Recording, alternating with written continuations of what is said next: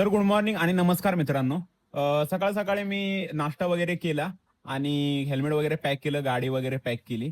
कारण की मला गावाला जायचं होतं. माझ्या मित्राचं लग्न होतं त्यामुळे. आणि रिक्षाने चाललो होतो आणि मागे जागा फुल झाली म्हणून काका बोलले की त्या भैयाला की आजा बैठा मेरे गांजी पे. आणि तो भैया पण बसला आणि आपण निघालो पुढे. थोडा वेळ झाला. मी एसटीची वाट बघत होतो पण एसटी काय भेटत नव्हती. पण फायनली मला एसटी भेटली आणि आपला प्रवास चालू झाला.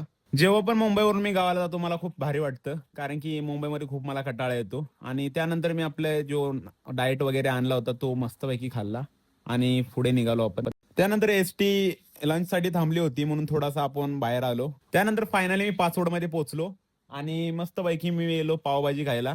इथली पावभाजी माझी खूप फेवरेट आहे. त्यानंतर नाश्ता वगैरे केला आणि गेलो मी पाचवड डेपोमध्ये आणि एसटी लागली होती आणि एसटीने मी उतरलो. कारण की माझे मित्र कुडाळमध्ये थांबले होते तर त्यांच्याकडेच गेलो मी. हे बघा अनिकेत आलेला आहे आपल्या ब्लॉग मध्ये. इथे धीरज भाऊनी नवीन गाडी घेतलेली आहे. आता कुडाळ पाचवड टॅक्सी चालू करणार आहेत आणि गोवाली चड्डी घातलेली आहे. चड्डीमध्ये खूप सेक्सी दिसतोय. आणि इथं साहिल फौजी आलेले आहेत. जय हिंद फौजी. फौजींना थांबत सलाम कर.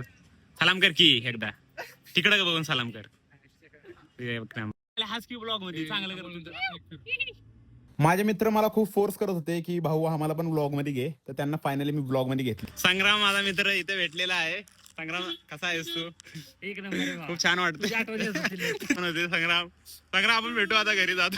त्यानंतर आमचा हेवी ड्रायव्हर खूप गाडी कशी पण पळवत होता आणि आम्ही लस्सी प्यायला गेलो सर्व. मग धुवायला लागला भांडी. कळलं का? फौजींच्या हातातून घेतोय. हा चेहरा बघून घ्या. AK-47 नाही ही आपली पिस्तूल आहे.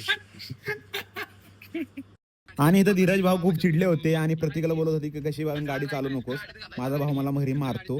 पण चालत राहतं जेवढं काय तेवढं टेन्शन घ्यायची काही गरज नाही. आणि हे दिसतोय ना हे नुसतं असा बंगल वेगळी आहे. कळलं का? काय कामात आलाय आपला झालाय. तर मित्रांनो ज्यांनी पण अजून फॉलो केलं नाही पटकन फॉलो करा आणि भेटूया पुढच्या पार्ट मध्ये. चला बाय.